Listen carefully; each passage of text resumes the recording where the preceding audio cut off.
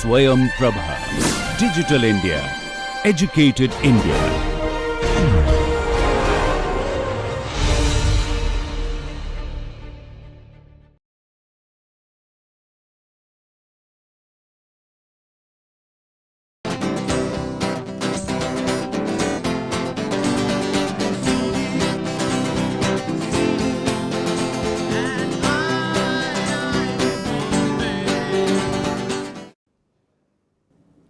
Hi there, how are you all doing?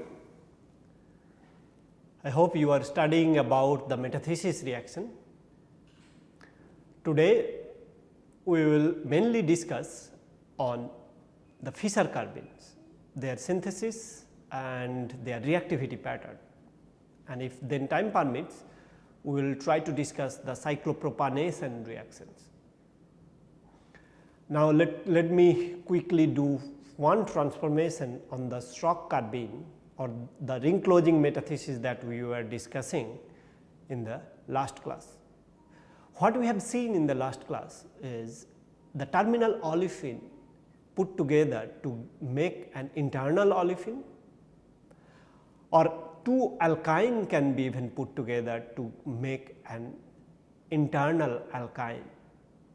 What if instead of two terminal olefin you have one olefin and one keto? Can you do the ring closing metathesis on the olefin and keto containing molecule? The answer is yes, you can do that.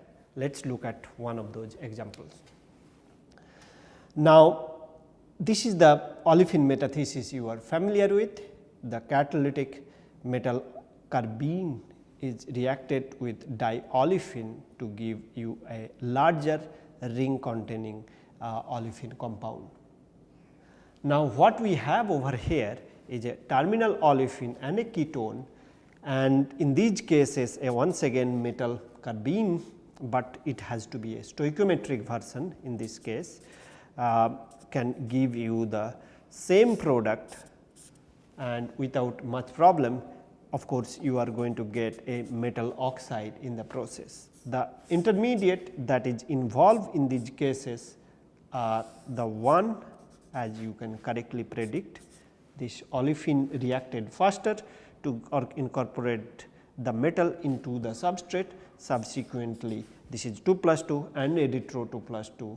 2 plus 2 retro 2 plus 2 gives this one, once again 2 plus 2 and retro 2 plus 2 would give you the metal oxide as the intermediate. Now, the next topic that we would like to move on is the Fischer carbene. You have seen the example of Fischer carbene.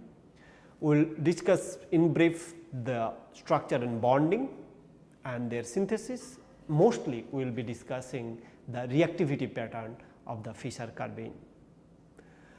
Now, Fischer carbenes are also widely used, just like your Schrock carbene. Fischer carbene are widely also used in synthetic chemistry.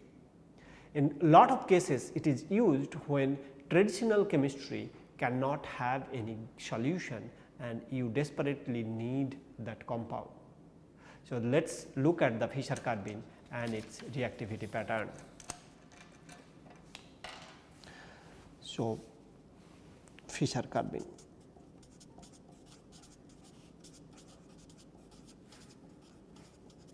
Now, Fischer carbenes are the one where you have a ligand metal and X R, this is the carbene center. M, this M is most often, not always, but most often it is a group 6 metal. X, this X over here is usually alkoxide, Nr2, Sr, etc. Of course, L can be often CO, not necessarily always, but it is often CO. If you look at the metal electronic structure, of course, there is a d orbital on the metal, which is a filled d orbital, Now, it can bind or interact with the carbene. So, this is the lone pair. Now, X and R is there on the carbene center. Now, on the carbon is having this empty C2p orbital. This is empty C2p orbital. Overall, then you have the donation from this lone pair of carbene, and the filled d orbital can gives electron to the empty C2p orbital. Okay.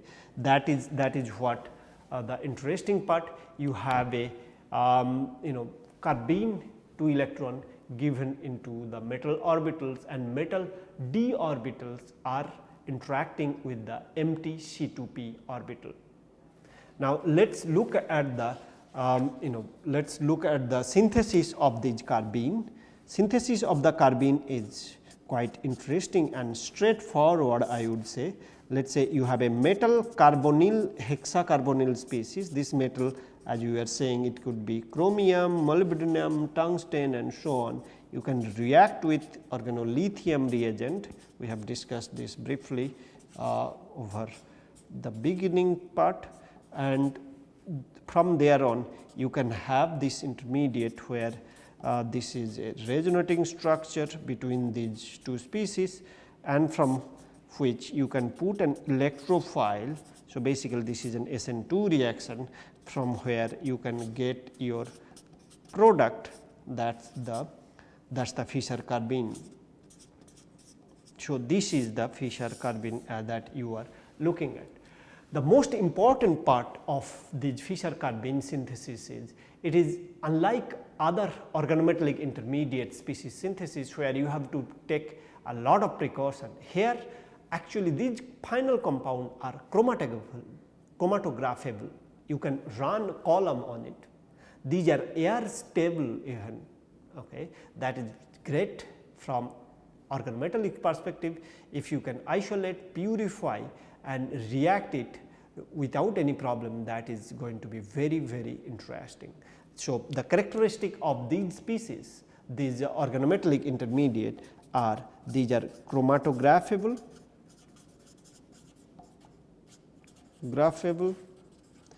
air stable, of course, that is very, very interesting properties, and most importantly they are also thermally stable. Therefore, you do not have to worry about the reactivity pattern.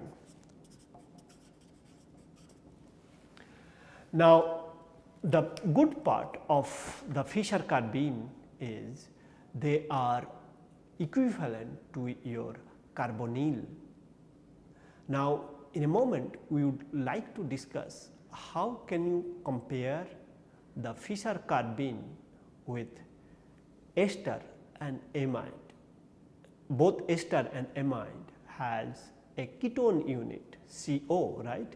Now, how does it compare in reactivity pattern with respect to this ester and amide? That is the one we would like to discuss. What is the bond rotation energy between carbon and A or carbon and B unit? That is what we would like to discuss. So, this Fischer carbene as carbonyl equivalent, we have seen they can be quite interesting in this aspect, and they can be very, very beneficial while we are interested in a desired transformation. Fischer carbene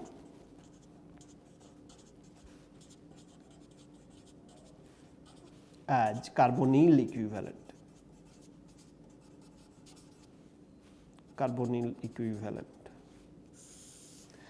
The first thing that comes to mind is, let us try to put the lone pair, that is the integral part. Okay. Now, you can write it down like M minus, and this is your plus. This is what the characteristic of the Fischer carbene. This carbon center is a cationic in nature or positive, and the one that you would like to draw further is the one where you have a double bond character between this carbon center and this A or XR in this species, right.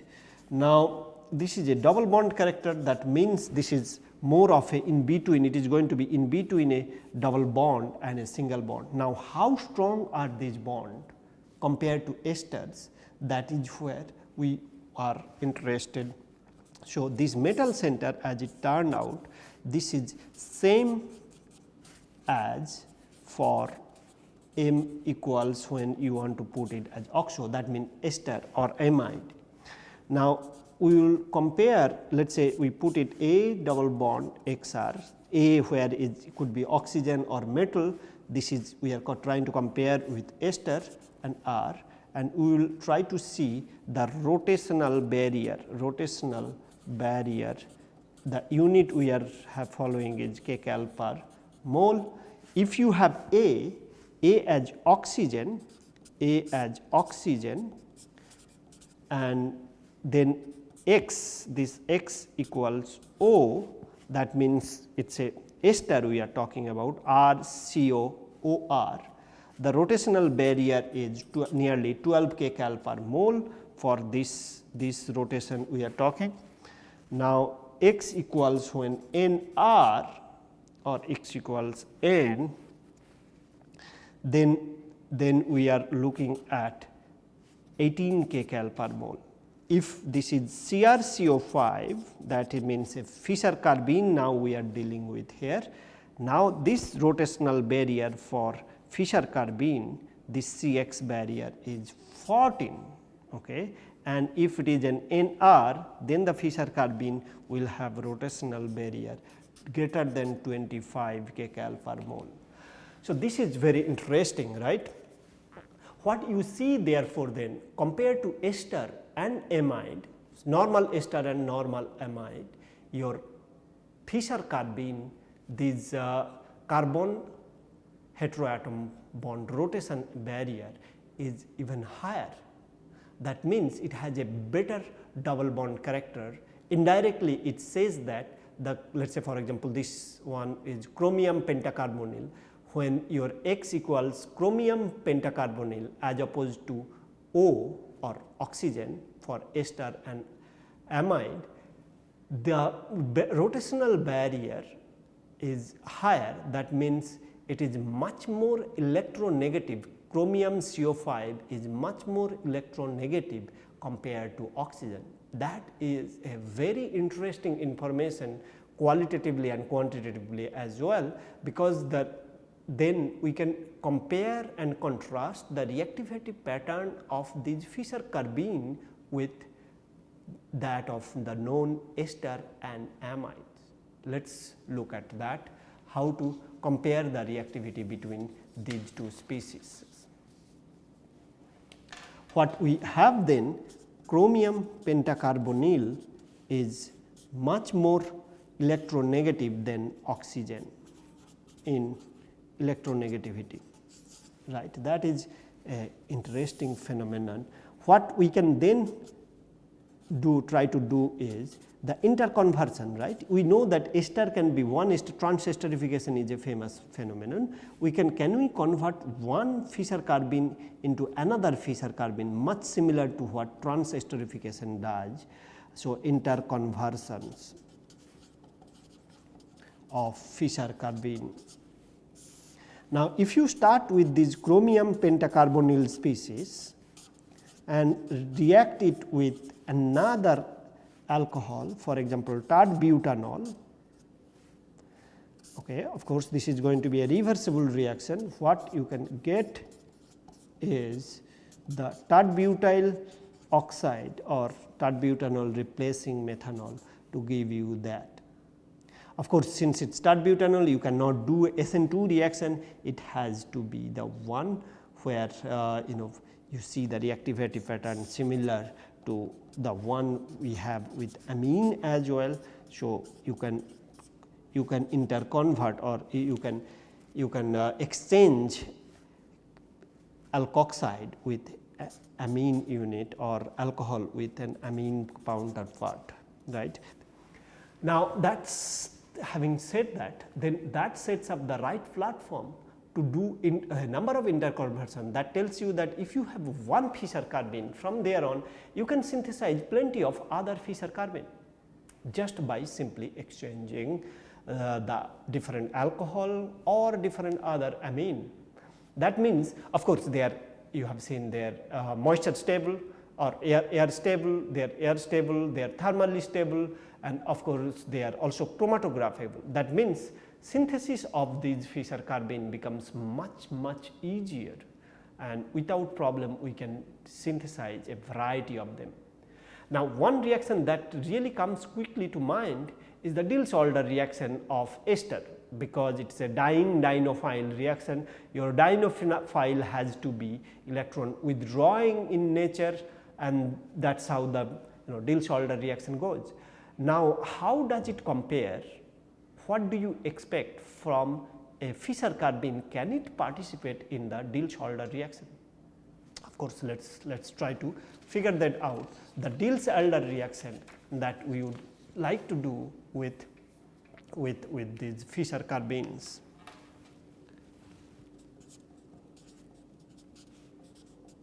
Diels-Alder reaction, as we know, we can do with ene and ine. So, diene and dienophile.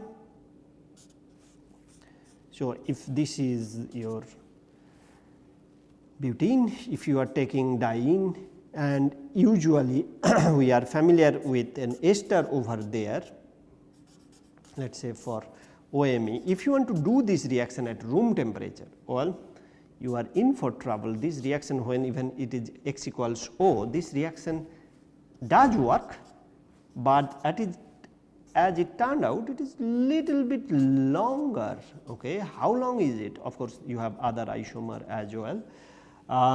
If X equals oxygen, okay, and if X equal oxygen with a Lewis acid such as AlCl3, and if X equals CrCO5, what would be the time frame that we are looking at? Well, that is a very interesting one. That is how perhaps PhD students are there for, to figure it out how easy or difficult these reactions are. If you are interested in doing this Diels-Alder reaction with an ester, for example, the dienophile, if X equals oxygen, can you imagine how long it takes? It takes 7 months. I do not know how did they do it, perhaps they set it and then waited for 7 months. I hope they have controlled it nicely, but overall what we know about this reaction is it takes 7 months to get even 50%, 54% yield, to be precise, for this dienophile and diene to react to gives the Diels-Alder reaction. Now, that is quite interesting, 7 months it takes. But when you are interested in putting some Lewis acid, that means you are making the dienophile much more reactive, then the reaction is done in days. That is very promising. But can you imagine when you take this X equals CrCO5, chromium pentacarbonyl, that means a Fischer carbene, well, that gives the reaction in hours. That tells a lot about the utility of this Fischer carbene reaction, how reactive they are compared to your traditional organic reagent. Okay. Let us look at the yield of this reaction. This takes 7 months, give 54% yield. This takes nearly nearly days, I guess, days. It gives 95% yield. If this takes 3 hours, it gives 92%. Now, this tells you that these chromium pentacarbonyl species, they are the one acting more like a activated ester activated with a Lewis acid. Okay. Of course, that because chromium pentacarbonyl is much more electronegative compared to your oxygen atom. So, the ester oxygen or this Fischer carbene oxygen, Fischer carbene, this chromium pentacarbonyl can be compared directly and can be accelerating the reaction quite efficiently as one would expect. Now, that is a very interesting reactivity pattern comparison. As you have seen, chromium pentacarbonyl or the Fischer carbonyl can make the reaction very fast compared to your traditional Diels-Alder reaction where dienophile is used as ester as compared to your Fischer carbene reaction. Now, let us try to compare a little bit more and try to see how they compare with the enolate chemistry, because all we are trying to compare is how the ester reacts and how the Fischer carbene react. Then the enolate chemistry, we should be able to comment on that. We should be able to comment their reactivity pattern and how efficient they are in this business. So, enolate chemistry,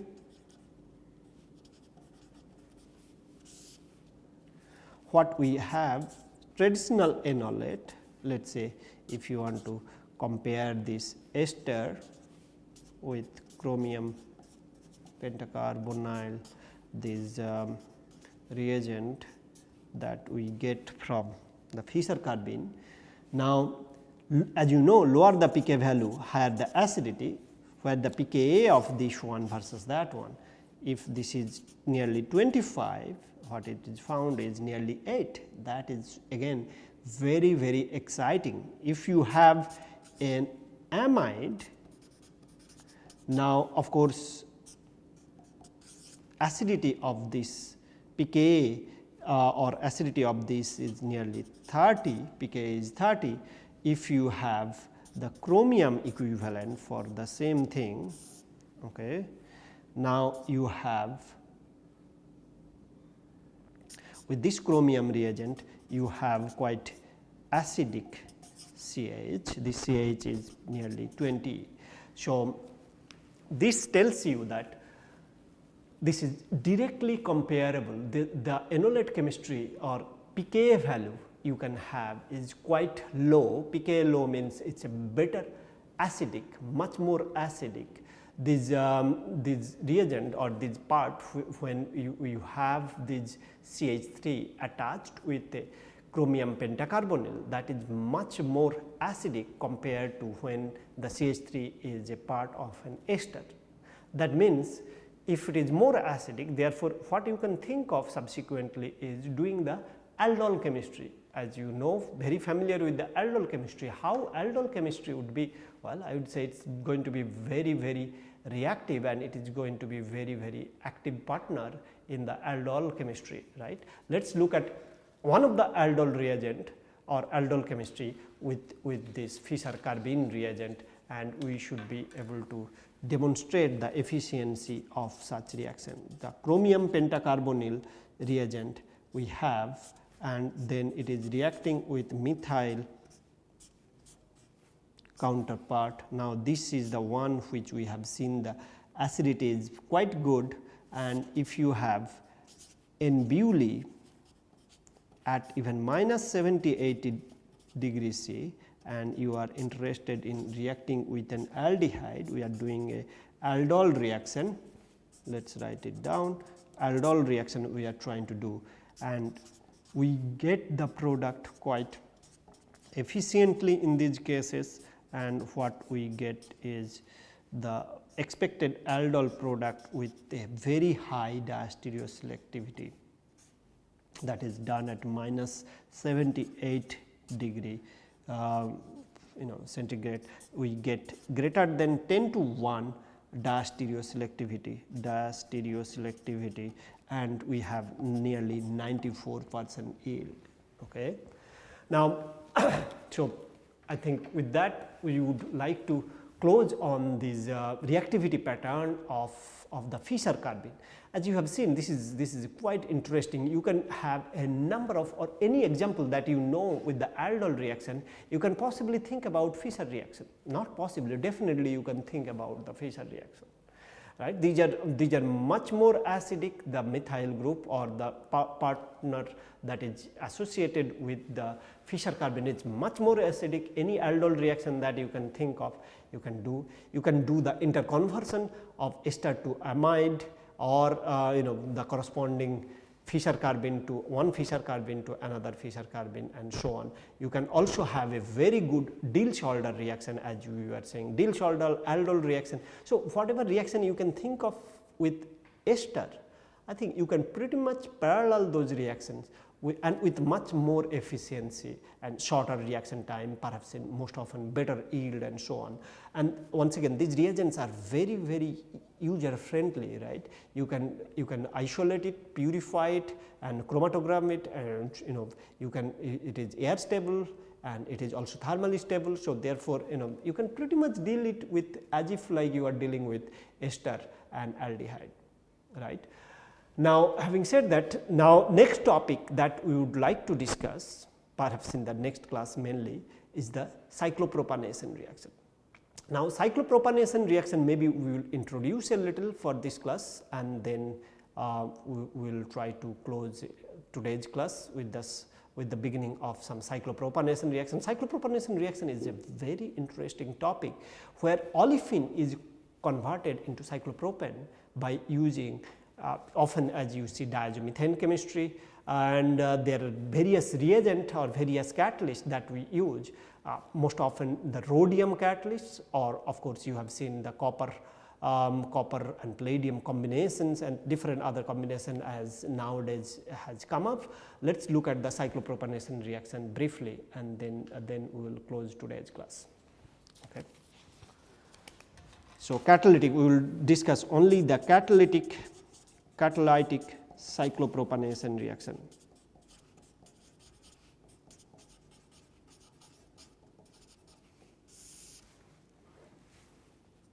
So, we are interested in starting with an olefin. We want to react it with a carbene equivalent, carbene catalyst. Overall, what we would like to get a stereocenter, of course, this. So, the common catalyst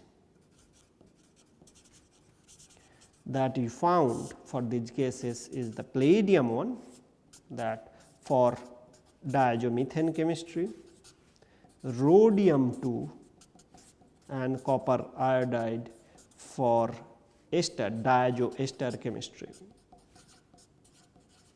So, this is in equilibrium with, you can see that nitro plus, and this is carbene minus COOR. Of course, you can think of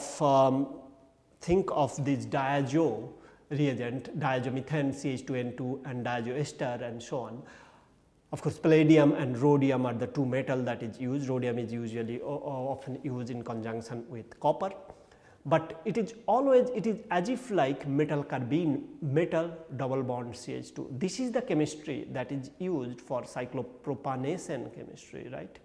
And this is a quite powerful technique and can give you cyclopropane, which are found in a number of pharmaceuticals, and industrially it is very interesting reaction, this cyclopropanation. So, in the next class we will try to discuss the cyclopropanation reaction, their asymmetric version, and also we will try to discuss the application of this in drug molecule synthesis or pharmaceutical synthesis. Industrially it has been used, and it is quite an efficient reagent for doing the reaction in both in academia and in industrial setup. Well, till then you start reading more on the Fischer carbene and maybe some also on the cyclopropanation reaction. We will come back shortly with more information, more materials on the cyclopropanation chemistry. Okay, keep reading. Bye bye.